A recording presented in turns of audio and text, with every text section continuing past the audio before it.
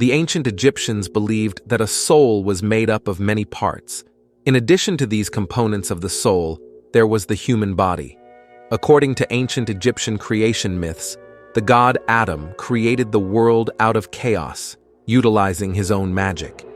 At the beginning of time, the god Atum stood on the primordial mound in the midst of the waters of chaos and created the world. The power which enabled this act was Heka, magic, personified in the god Heka, the invisible force behind the gods. The earth and everything in it was therefore imbued with magic, and this naturally included human beings.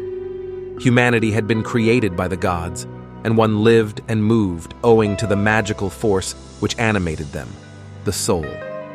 Because the earth was created with magic, Egyptians believed that the world was imbued with magic, and so was every living thing upon it. When humans were created, that magic took the form of the soul, an eternal force which resided in and with every human. The concept of the soul and the parts which encompass it has varied from the Old Kingdom to the New Kingdom, at times changing from one dynasty to another, from 5 parts to more.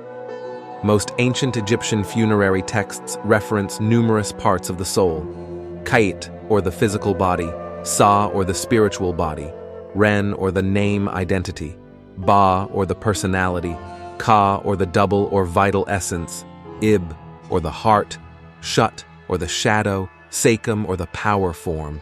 The Ket was the physical body which, when it became a corpse, provided the link between one's soul and one's earthly life. The soul would need to be nourished after death, just as it had to be while on earth, and so food and drink offerings were brought to the tomb and laid on an offerings table. The dead body was not thought to actually eat this food, but to absorb its nutrients supernaturally. Paintings and statues of the dead person were also placed in the tomb, so that, if something should happen to damage the body, the statue or painting would assume its role. If all the rites, ceremonies, and preservation rituals for the Ket were observed correctly, and the deceased was found worthy, by Osiris and the gods of the underworld, of passing through into the afterlife, the Sa, the spiritual representation of the physical body, forms. This spiritual body was then able to interact with the many entities extant in the afterlife. As a part of the larger construct, the Akh, the Sa, was sometimes seen as an avenging spirit, which would return from the underworld to seek revenge on those who had wronged the spirit in life.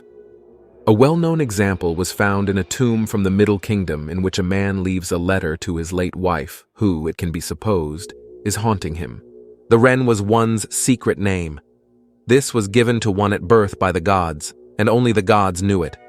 Scholar Nicholas B. Pumphrey writes, "The only way that the fate or destiny can change is if a creature of higher power changes the name. As long as the name of the being exists, the being will exist throughout eternity as part of the fabric of the divine order." The Ren was the name by which the gods knew the individual soul and how one would be called in the afterlife. The Ba is most often translated as soul, and was a human-headed bird aspect which could travel between earth and the heavens, and specifically between the afterlife and one's corpse. Each Ba was linked to a particular body, and the Ba would hover over the corpse after death, but could also travel to the afterlife, visit with the gods, or return to earth to those places the person had loved in life. The corpse had to reunite with the Ka each night in order for the Ka to receive sustenance, and it was the job of the Ba to accomplish this. The gods had a Ba as well as a Ka. The Ka was the Egyptian concept of vital essence, which distinguishes the difference between a living and a dead person, with death occurring when the Ka leaves the body. The Egyptians believed that Khnum created the bodies of children on a potter's wheel and inserted them into their mothers' bodies. Depending on the region, Egyptians believed that Heket, or Meskenet, was the creator of each person's Ka, breathing it into them at the instant of their birth as the part of their soul that made them be alive. The Ib was the heart, the source of good and evil, which defined a person's character.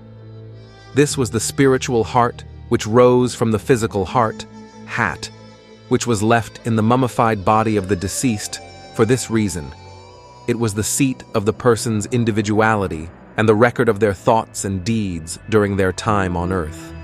It was the ab which was weighed in the balances against the white feather of truth by Osiris, and if found heavier than the feather, it was dropped to the floor where it was devoured by the monster Ammut. Once the heart was eaten, the soul ceased to exist. If the heart was found lighter than the feather, the soul was justified and could proceed on toward paradise. A special amulet was included in the mummification of the corpse and placed over the heart as a protective charm to prevent the heart from bearing witness against the soul and possibly condemning it falsely. A person's shadow or silhouette, shut, is always present. Because of this, Egyptians surmised that a shadow contains something of the person it represents. Through this association, statues of people and deities were sometimes referred to as shadows. The shadow in Egypt represented comfort and protection, and the sacred sites at Amarna were known as Shadow of Ra for this reason. Many scholars define Sekhem as the living force or life force of the soul, which exists in the afterlife after all judgment has been passed. It is defined in a Book of the Dead as the power and as a place within which Horus and Osiris dwell in the underworld. The Akh was the immortal, transformed self, which was a magical union of the Ba and K. Akh is usually translated as spirit and is the higher form of the soul. Spell 474 of the pyramid texts states, "The Akh belongs to heaven, the corpse to earth," and it was the Akh which would enjoy eternity among the stars with the gods. The Akh could return to earth, however, and it was an aspect of the Akh which would come back as a ghost to haunt the living if some wrong had been done, or would return in dreams to help someone they cared for. Thank you for watching. Please like, share, and subscribe.